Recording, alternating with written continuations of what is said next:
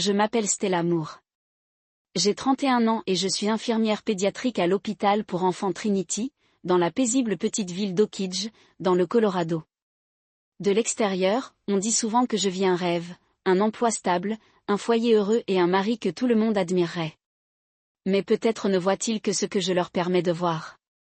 Ethan Moore et moi nous sommes rencontrés alors que nous étions tous deux étudiants à l'université de Denver.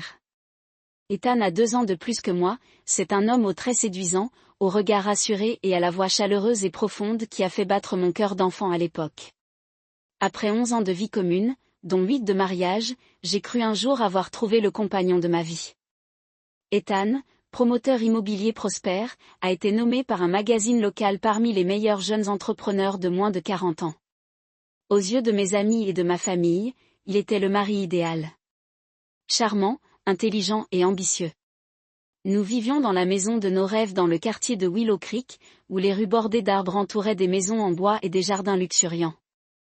Notre maison à 2 étages comptait 4 chambres et un jardin suffisamment grand pour les barbecues du week-end ou simplement pour profiter d'un après-midi tranquille avec un thé et un livre. J'avais décoré chaque recoin de la maison, de la peinture murale aux rideaux, en passant par les tableaux et les vases sur la table à manger. Je me souviens encore de l'excitation que j'ai ressentie en franchissant cette porte avec Ethan pour la première fois, alors que nous peinions à rembourser chaque dollar de notre prêt immobilier. Je me suis dit alors que ce serait notre foyer solide où nous fonderions une famille complète. Ethan avait le don de mettre les autres en valeur. Il parlait d'une manière qui inspirait facilement confiance. Lors des fêtes d'entreprise, je voyais les regards admiratifs qu'il suscitait lorsqu'il parlait avec assurance des grands projets auxquels il participait. Avec ses cheveux noirs soigneusement coupés, son costume bien ajusté et son sourire charmant, il était toujours le centre de l'attention sans même le vouloir. Quant à moi, j'étais satisfaite de mon rôle. J'étais celle qui travaillait en coulisses, celle qui organisait les fêtes, préparait le dîner quand il rentrait tard, me souvenant de chaque anniversaire et de toutes les petites attentions d'Ethan. Mon travail à l'hôpital m'occupait beaucoup, mais je ne l'ai jamais laissé affecter notre vie de famille. J'étais fière de pouvoir concilier ma carrière et notre foyer. De longues journées de travail et des dîners conviviaux avec mon mari. Chaque fois que j'entendais Ethan me présenter à mes collègues, voici Stella, la personne qui rend ma vie parfaite. Mon cœur était rempli de bonheur simple. Pour les autres, nous étions un couple modèle. Ethan avait réussi. J'étais dévouée. Sa famille et mes amis disaient souvent que nous étions faits l'un pour l'autre. Ethan était un mari attentionné qui n'oubliait jamais les fleurs pour nos anniversaires et m'envoyait souvent des mots doux pendant ses réunions chargées. Chaque matin, il m'embrassait sur le front avant de partir. Et son doux bonjour était toujours la première chose que j'entendais à mon réveil. Nous pensions que les plus grandes difficultés de notre mariage seraient mon épuisement dû aux nuits de travail ou le stress d'Ethan dû à la surcharge de projet. Mais j'avais tort. Derrière le sourire parfait et les fêtes élégantes, derrière les compliments et les contrats réussis, se cachait quelque chose que je n'aurais jamais osé imaginer. Si on m'avait demandé, Stella, aurais-tu jamais douté d'Ethan ? J'aurais probablement secoué la tête, car à cette époque, Ethan était la personne la plus digne de confiance au monde. Mais la vie a ses surprises. Et la façon dont tout a commencé a été cruelle et plus silencieuse que tout ce que j'avais pu imaginer. Tout a commencé à changer en silence. Si silencieusement qu'au début, je ne l'ai même pas remarqué. Ethan est resté le mari courtois devant tout le monde. Mais entre les soirées paisibles et les matins ensoleillés du week-end, il n'était plus l'homme que j'aimais autrefois. Les premiers signes étaient légers. Ethan a commencé à rentrer plus tard. Au début, je n'y prêtais pas attention. Il disait que son travail était à un stade critique, que ses projets immobiliers nécessitaient une surveillance plus étroite. Je le croyais. Comment ne pas le croire alors que pendant toutes ces années, Ethan était l'homme que j'appelais fièrement mon mari ? Mais ensuite, les nuits tardives sont devenues plus fréquentes, passant d'1 ou 2 fois par semaine à presque tous les soirs. Certains soirs, il rentrait à 23 heures. Ses vêtements étaient en désordre, une odeur de parfum inconnu s'accrochait à sa chemise. Certainement pas l'eau de Cologne qu'il portait habituellement. J'ai commencé à sentir que quelque chose n'allait pas. Chaque fois que je demandais doucement, « Tu es fatigué ? Le travail se passe bien ?» Ethan affichait un léger sourire et répondait, « juste quelques longues réunions. Ne t'inquiète pas, mais sa façon de sourire, sa façon d'éviter mon regard, me glaçait le cœur. Un soir, alors que je pliais la chemise d'Ethan après la lessive, mes mains se figèrent. Sur le col de cette chemise blanche impeccable, il y avait une légère tache de rouge à lèvres, rien à voir avec la teinte naturelle que je portais. Ce n'était pas le genre de marque qu'on pourrait confondre. C'était net, obsédant, à tel point que je dus m'asseoir sur le lit, agrippant le tissu comme pour étouffer le doute qui montait en moi. J'essayais de me rassurer. Peut-être venait-il d'une collègue par accident. Peut-être un au revoir précipité après une réunion, mais au fond de moi, une voix douce résonnait. Stella, arrête de te mentir. À partir de ce jour, j'ai été plus attentive. Chaque fois qu'Ethan rentrait, il se précipitait sous la douche comme s'il avait besoin d'être lavé avant de me faire face. Je lui ai demandé et il m'a répondu, je me sens poisseux à cause de la poussière du chantier. J'ai besoin de prendre une douche pour me sentir bien. Une fois entré dans le garage alors qu'Ethan était au téléphone, il a sursauté, a raccroché rapidement, puis a fait semblant d'être occupé avec la voiture. Son téléphone était toujours à sa portée, même dans la salle de bain. Dès que je m'approchais, il le posait face cachée sur la table, fermant d'un geste rapide l'application ouverte. Nos soirées tranquilles ensemble sont devenues un luxe rare. Ethan a commencé à utiliser la fatigue comme excuse pour éviter les câlins, la main qu'il me tenait autrefois après une longue journée. Il s'est irritable sans raison, critiquant mes repas pour leur manque de créativité, me suggérant de prendre davantage soin de moi au lieu de porter les mêmes vêtements à la maison. Chaque mot était comme une petite lame, creusant des blessures dans mon cœur qu'il ne prenait même pas la peine de voir. Je me souviens encore très bien de cet après-midi. Je suis allée faire les courses et j'ai trouvé par hasard un ticket de caisse dans la poche du pantalon d'Ethan, qu'il avait laissé dans la voiture, un ticket de caisse d'un restaurant chic de la ville, le genre de ceux où nous n'étions jamais allés ensemble. Il y était écrit « Dîner pour deux », avec un plat coûteux. Une bouteille de vin. Le reçu datait de 3 jours plus tôt, la nuit même où Ethan avait dit qu'il devait rester au bureau pour gérer des dossiers urgents. Mon cœur battait la chamade. Ma main tremblait tellement que j'ai failli laisser tomber ce petit bout de papier. Je me suis demandé, si ce n'est pas moi, alors qui partageait ce dîner avec lui. Ce soir-là, quand Ethan est rentré, j'ai fait semblant de dormir. Dans la pénombre, je l'ai vu rester silencieux près du lit pendant un bon moment, puis soupirer et se détourner. J'ai entendu son téléphone vibrer doucement sur la table. Un message est arrivé. Je n'ai pas pu m'en empêcher. J'ai jeté un œil. Une courte ligne est apparue sur l'écran. Tu me manques. Quand reverrons-nous une nuit comme celle-là? Je suis restée allongée là, le cœur serré, sans savoir quand les larmes avaient commencé à couler. La réponse d'Ethan n'était pas verbale, mais ses épaules tremblaient légèrement, comme s'il se débattait. Ou était-ce simplement de la peur? Je pensais qu'Ethan était la personne que je connaissais le mieux. Mais plus je le regardais, plus je le regardais. À chaque instant, je réalisais que je ne le connaissais pas du tout. Une distance invisible se creusait entre nous. Elle s'élargissait de jour en jour, et malgré tout mon amour sincère, je ne pouvais plus le retenir. Ce soir-là, lorsqu'Ethan sortit à nouveau précipitamment de la maison sous prétexte d'une réunion urgente avec un client, je restai seule dans le salon, silencieuse dans cette maison qui avait été notre foyer, mais qui était maintenant étrangement froide. Je ne savais pas combien de temps je restais assise là, n'entendant que le tic-tac de l'horloge murale résonner comme pour me rappeler chaque seconde d'une vérité qui se révélait lentement. En me levant pour ranger la pile de papier qu'Ethan avait laissée sur la table, j'aperçus par hasard un petit bout de papier tombé de la veste qu'il avait jeté sur la chaise. Une petite carte avec une élégante bordure florale, écrite d'une écriture douce mais assurée. Merci pour ce merveilleux week-end. J'ai hâte que nous puissions être ensemble sans nous cacher. Je t'aime. Je tenais la carte dans ma main, avec l'impression d'avoir touché une lame froide et tranchante. Tous mes doutes. Les personnes hébergées semblaient avoir trouvé la solution. Fini les traces de rouge à lèvres qui coulaient, les refus égarés ou les longues nuits sans rire. C'était la preuve irréfutable. Ethan n'était pas simplement perdu dans un moment de faiblesse. Il vivait une vie différente dans mon dos. Je n'ai pas pleuré. Au contraire, une sensation à la fois douloureuse et froide s'est répandue dans mon corps. Je savais ce que j'avais à faire. En tant qu'infirmière, j'avais toujours été formée à rester lucide en toute situation, que ce soit dans la douleur ou la panique. Et cette fois, j'étais déterminée à affronter la vérité de la manière que je connaissais le mieux, avec prudence et précision. Ce soir-là, alors qu'Ethan était encore inconscient, j'ai ouvert mon ordinateur portable.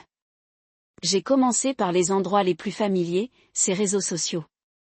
Ethan était habituellement discret, mais pas invisible. Sur Facebook, il parlait surtout de son travail, mais j'ai remarqué les photos sur lesquelles il était tagué. Fêtes d'entreprise, événements communautaires. Un visage apparaissait à plusieurs reprises sur les photos récentes qui ont attiré mon attention. Une femme aux cheveux blonds, au sourire éclatant et au regard assuré. J'ai cliqué sur son profil. Kendra Sullivan, décoratrice d'intérieur, propriétaire de Sullivan Design, spécialisée dans les projets immobiliers haut de gamme. Et surtout, elle était mariée. Son mari était Dylan Sullivan, un avocat réputé de Denver. Mon cœur se serrait en parcourant chaque photo publiée par Kendra. Une fête dans un restaurant chic.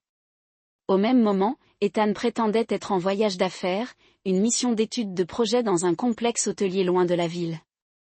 Au même moment, Ethan disait être en réunion de nuit. Chaque détail était comme une pièce de puzzle qui formait lentement sous mes yeux une image claire de la trahison. Je ne m'arrêtais pas là. Je me souvenais qu'Ethan avait un ordinateur de bureau dans son bureau, toujours verrouillé lorsqu'il n'était pas à la maison. Mais je savais aussi où il cachait la clé, dans sa vieille boîte à documents au sous-sol, où je l'avais aidé à organiser lors de notre emménagement. Les mains tremblantes mais le regard déterminé, j'ouvris cette porte à minuit. Dans la douce lueur de l'écran d'ordinateur, je pris une grande inspiration et devinai le mot de passe. Et lui-même m'avait donné la réponse. La date de notre mariage. Ce qu'il avait dit un jour était le plus beau jour de sa vie. Peut-être pour lui, ce n'était plus qu'un numéro facile à retenir. Des preuves se sont présentées à moi, des emails de confirmation de réservation d'hôtel, des reçus de dîner dans des restaurants chics, des factures d'achat de bijoux, mais pas pour moi. Son historique de navigation était rempli de recherches de cadeaux de luxe, de spas haut de gamme, dont aucune ne m'est jamais parvenue. Un fichier caché sur le bureau a attiré mon attention. Note de réunion, K. Je l'ai ouvert, presque essoufflé, en découvrant à l'intérieur un planning détaillé de ses soi-disant rendez-vous clients. En réalité, des rendez-vous privés avec Kendra. Alors que les premiers rayons de soleil filetaient à travers les rideaux, j'étais assis immobile dans le bureau, entouré de papiers, de mails et de reçus épars. Tout était clair maintenant. Kendra n'était pas seulement une associée. Elle était la femme à qui Ethan avait donné son temps, son argent et sa passion. Des choses qui n'auraient dû appartenir qu'à moi. Mais au lieu de m'effondrer, un autre feu brûlait en moi. Je devais aller jusqu'au bout.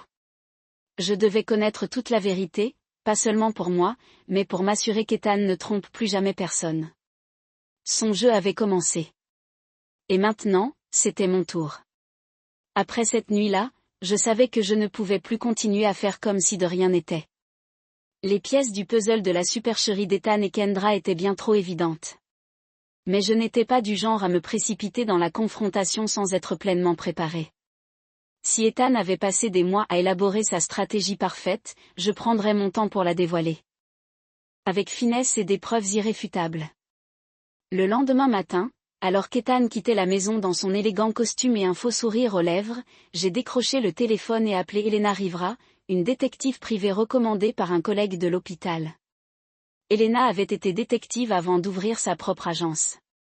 Sa voix au téléphone était calme et posée. Je comprends, Stella. Envoie-moi tout ce que tu as. Je m'occupe du reste. J'ai rencontré Elena dans un petit café en périphérie de la ville. J'ai étalé tous les documents que j'avais rassemblés, reçus, capture d'écran, le mot manuscrit de Kendra. Elena les a parcourus et a hoché la tête. Tu as fait mieux que la plupart des gens avec qui j'ai travaillé. Maintenant, il nous faut des preuves que personne ne peut faire. Je nie. Photos, horaires, lieux exacts. Je commence ce soir. En entendant ces mots, j'ai ressenti un étrange calme. Pendant les 2 semaines suivantes, Elena a travaillé avec une précision remarquable. Tous les 2 jours, elle m'envoyait des nouvelles. Des photos d'Ethan et Kendra main dans la main entrant dans un hôtel-boutique de Denver. Des reçus de dîner dans des restaurants qui ne figuraient pas sur la liste des clients d'Ethan. Des photos d'eux quittant un complexe hôtelier à plus de 3 heures de route de la ville. Exactement au moment où Ethan disait avoir des réunions avec des associés. Chaque preuve était comme un clou scellant le cercueil de la confiance que je lui avais autrefois accordée. Quand tout fut prêt, je sus qu'il était temps que le spectacle s'arrête. J'ai réfléchi à un moyen de révéler la vérité, pas seulement par une confrontation privée, mais par un choc que personne ne pourrait ignorer. Et puis le plan a pris forme dans mon esprit. Un dîner. J'ai pris la parole un matin alors qu'Ethan buvait son café, les yeux rivés sur l'écran de son téléphone. « Chérie, je pense qu'on devrait inviter tes associés et leurs familles à dîner ce week-end. Ça fait si longtemps qu'on n'a rien organisé. » Ethan regarda, j'étais surpris, comme s'il ne s'attendait pas à ce que je le suggère. Bien sûr. Qui devrions-nous inviter, à ton avis? J'ai souri gentiment. Et Sam Harper et sa femme? Tu dis toujours que Sam a une haute opinion de toi, et je les apprécie aussi. Et si tu veux, invitons Kendra. Tu l'as mentionné tant de fois dans ton travail. Ethan hocha la tête, essayant d'avoir l'air naturel, mais sa main se serra visiblement autour de la tasse de café. J'ai fait semblant de ne pas remarquer. Dans ma tête, j'avais déjà contacté Sam Harper, le partenaire de longue date d'Ethan. Sam a accepté l'invitation avec empressement et a même mentionné que cette semaine-là, le frère cadet de sa femme, Dylan Sullivan, serait chez eux lors d'un voyage d'affaires à Denver. Dylan Sullivan, le mari légal de Kendra. C'était comme si l'univers avait tout arrangé pour moi. J'ai envoyé un SMS à Elena. Le plan commence. Le jour du dîner, j'avais tout préparé avec un soin qu'Ethan n'aurait jamais pu imaginer. La longue table de la salle à manger formelle avait été méticuleusement dressée par moi. J'ai placé Ethan était en bout de table, Kendra à sa droite, suffisamment près pour que leurs regards et leurs gestes subtils soient facilement repérables. Dylan était assis en face de Kendra, Sam et sa femme de chaque côté de moi. Chaque place, chaque distance était planifiée comme un échiquier. Ce soir-là, je portais la robe bleue classique qui, selon Ethan, me donnait l'air d'une déesse lors de notre premier mariage. Cette fois, je ne la portais pas pour le rendre fier, mais pour lui rappeler combien la femme qui était autrefois à ses côtés l'avait aimé. Lorsque Kendra entra dans la maison avec Ethan, son sourire était radieux, comme si elle était la véritable hôtesse. Son regard me dépassa, puis se figea en voyant Dylan debout, un verre de vin à la main, hochant la tête en signe de bienvenue. L'espace d'un instant, son visage pâlit, et Ethan sembla s'être vidé de son sang. J'accueillis les invités avec une chaleur polie, comptant silencieusement les secondes jusqu'à ce que leur mascarade s'effondre devant tout le monde. La porte venait à peine de s'ouvrir que Kendra entra avec la posture assurée d'une femme habituée à admiration. Ses cheveux blonds tombaient librement, son visage était parfaitement maquillé et son sourire était un mélange de fierté et de provocation, comme si la soirée entière était sa scène privée. La robe rouge profond moulait son corps, attirant instantanément tous les regards, y compris Ethan, à la fois tendu et perdu. Kendra lui tendit la main avec un doux sourire. « Stella, je suis si heureuse de te rencontrer enfin. Ethan parle de toi tout le temps. » Je lui pris la main, un sourire doux, mais un regard inflexible. « C'est un honneur que tu aies pris le temps de participer à notre dîner de famille. » À cet instant, le regard de Kendra se posa sur Dylan, son mari légal, debout à côté de Sam, un verre de vin à la main. Son sourire vacilla une brève seconde, puis laissa rapidement place à un air de surprise. « Dylan, tu es là. » Dylan haussa un sourcil, sa voix calme, mais pleine de sens. « Pourquoi tant de surprise, Kendra ? » Sam m'a invité. Tu savais que je logeais chez eux, n'est-ce pas ? J'observais les deux traîtres comme un metteur en scène en coulisses, percevant chaque lueur de panique dans leurs yeux tandis que leur propre performance commençait à s'effondrer. Le repas commença avec une raideur évidente. Je jouais l'hôtesse gracieuse, demandant des nouvelles de chaque invité, offrant du vin, discutant comme si j'ignorais la tempête qui couvait sous la surface. Sam et sa femme restèrent joyeux, inconscient de la tension qui flottait à la table.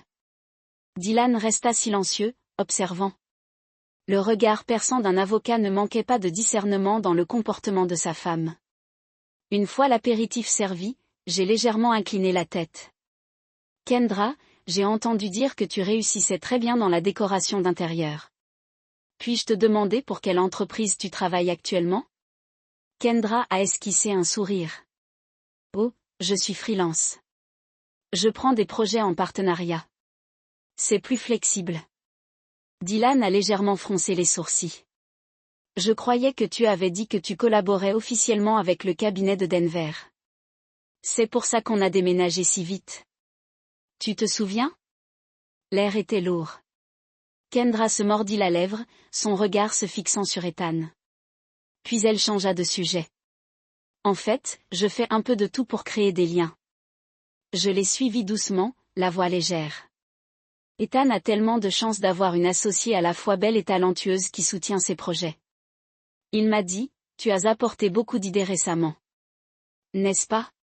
Ethan déglutit difficilement, la main crispée sur son verre de vin. Kendra fait parfois quelques suggestions. Rien de formel. Sam parut surpris. Sérieux? Je croyais que tu avais dit que tu travaillais en étroite collaboration avec un nouveau designer. Alors, ce n'est pas Kendra. Kendra et Ethan échangèrent un regard, la panique étant désormais clairement visible dans leurs yeux. Dylan s'appuya sur la table, d'une voix basse et ferme. Je crois que j'ai besoin d'en savoir plus sur ces réunions nocturnes, ces voyages d'affaires imprévus.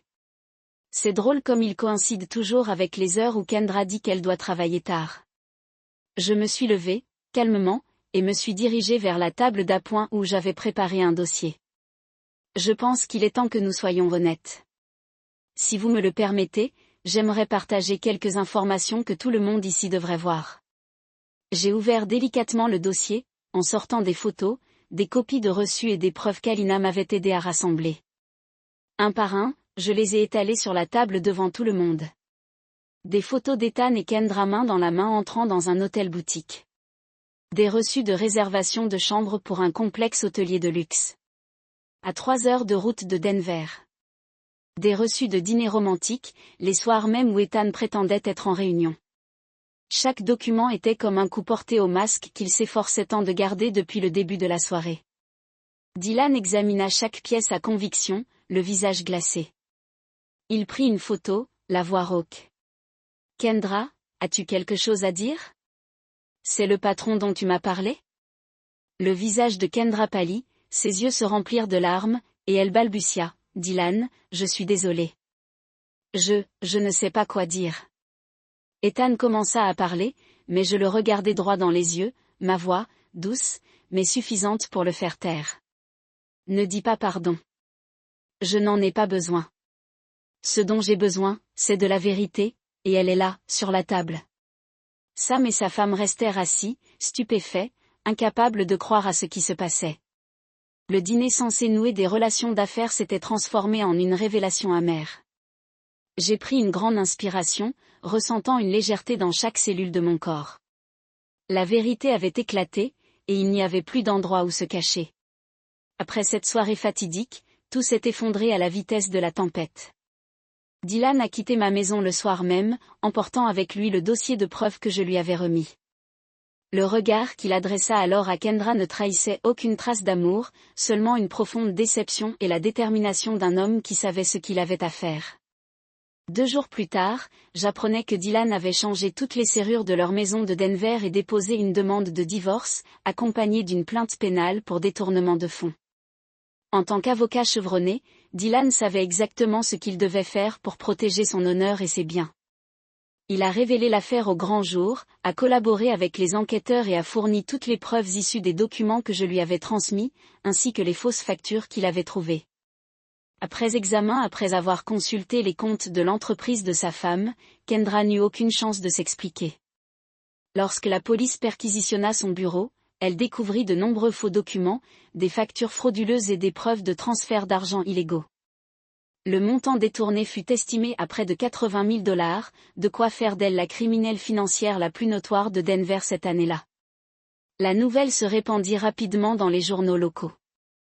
La presse n'hésita pas à qualifier le scandale d'affaires et de détournement de fonds les plus infâmes de l'année.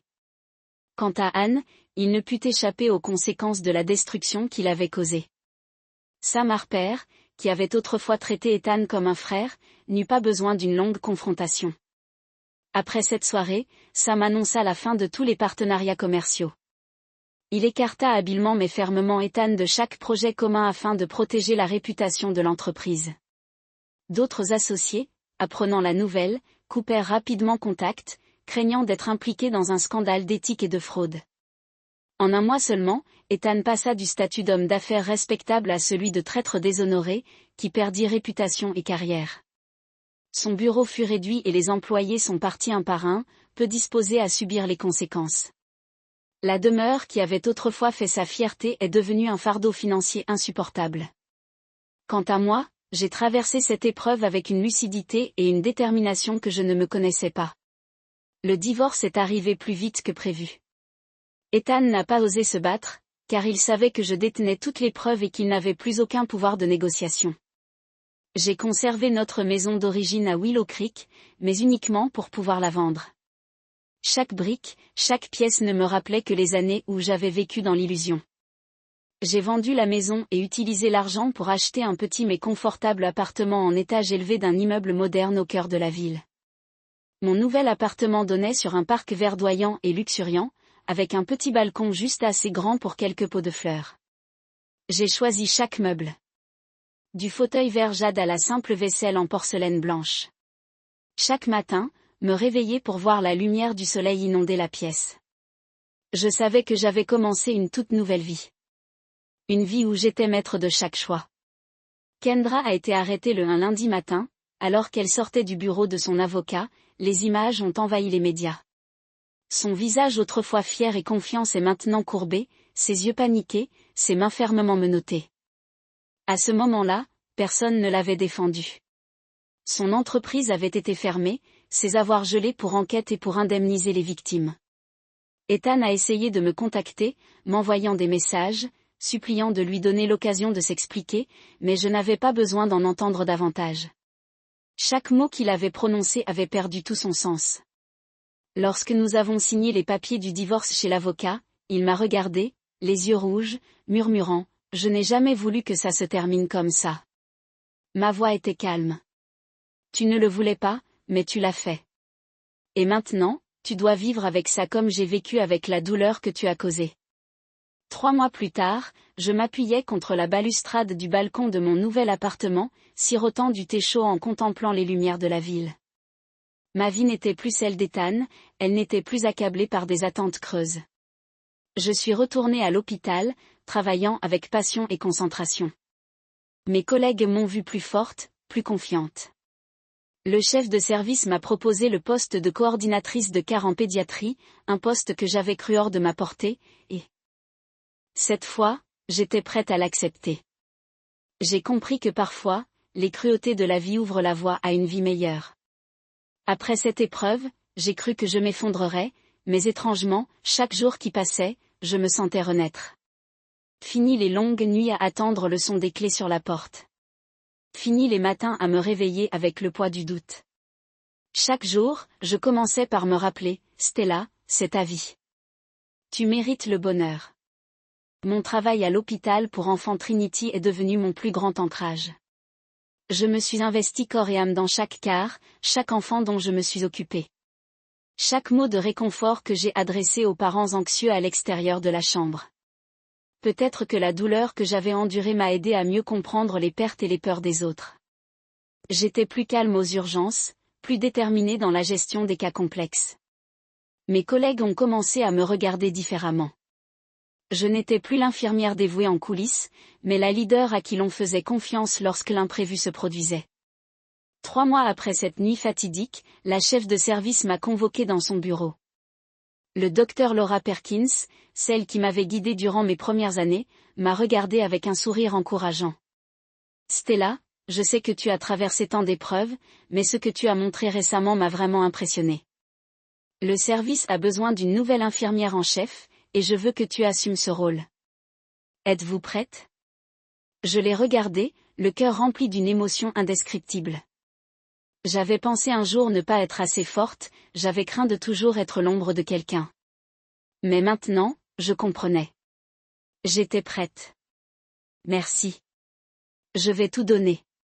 Ce nouveau rôle a apporté plus de défis, mais il m'a aussi aidé à me trouver pleinement. À chaque service, je ne me contentais pas d'obéir aux ordres. Je prenais des décisions, je coordonnais l'équipe, je gardais mon calme lorsque les urgences devenaient chaotiques. J'ai appris à me faire confiance, à me regarder dans le miroir chaque matin et à sourire à cette femme qui grandissait chaque jour. Ce qui m'a le plus surprise, c'est qu'après cette nuit de révélation, je me suis fait de vrais amis. Maria Harper, l'épouse de Sam, autrefois compagne d'Ethan, m'a contacté une semaine seulement après cette soirée. L'appel a commencé comme un simple point de contact, mais nous nous sommes vite retrouvés. Autour d'un café, Maria m'a dit sans détour, « J'admire la façon dont tu as géré les choses. Je ne pense pas que j'aurais été aussi courageuse à ta place. Si tu as besoin de quoi que ce soit, considère-moi comme une amie. » N'hésite pas, ces brèves rencontres ont fait de nous un soutien mutuel. Maria m'a aidé à voir les choses avec plus de légèreté et je lui ai donné un autre point de vue sur la résilience d'une femme confrontée à des difficultés. Peu de temps après, Dylan Sullivan, l'homme lui aussi trahi, m'a contacté. Au début, il ne s'agissait que de documents et de procédures. Puis, petit à petit, nous nous sommes encouragés, nous nous sommes entraidés dans les moments difficiles. Nous ne nous sommes pas attardés sur le passé, car nous savions tous deux que ces blessures étaient des rappels discrets, pas des histoires à rouvrir. Dylan, avec son calme et sa compréhension, est devenu un compagnon de confiance sur le chemin de la reconstruction. Un réseau de personnes qui avaient connu la douleur, qui étaient tombées mais avaient appris à se relever, s'est lentement formé autour de moi. Nous ne nous plaignons pas. Nous ne nous appesantissions pas sur les regrets. Nous partagions des anecdotes ordinaires, de petits projets d'avenir, un week-end, un cours de cuisine auquel Maria m'avait invité, ou simplement des après-midi tranquilles ensemble à regarder la ville s'illuminer. Aujourd'hui, debout sur mon balcon, je ne me vois plus comme une ex-épouse ou une personne trahie. Je suis l'infirmière en chef du service pédiatrique d'un grand hôpital, une femme indépendante dans la vie qu'elle a choisie, quelqu'un qui a appris à s'aimer après tous ces désastres. Je n'ai plus peur des longues nuits seules, car je sais qu'en moi réside une force inébranlable qui n'attend que de se révéler.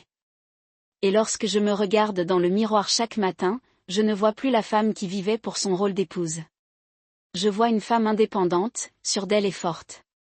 Quelqu'un qui ne laissera plus jamais personne définir sa valeur. Avec le recul, je comprends que parfois les bouleversements les plus douloureux sont les tournants qui nous aident à nous retrouver. Je ne suis plus la femme qui peinait à maintenir un mariage fondé sur des mensonges. Maintenant, je vis pour moi-même, je suis responsable de chacune de mes décisions et je chéris la valeur et la liberté que je mérite. Les vieilles blessures se sont refermées, laissant place à une Stella forte, confiante et heureuse dans cette nouvelle vie que je croyais autrefois impossible après tant de chagrin.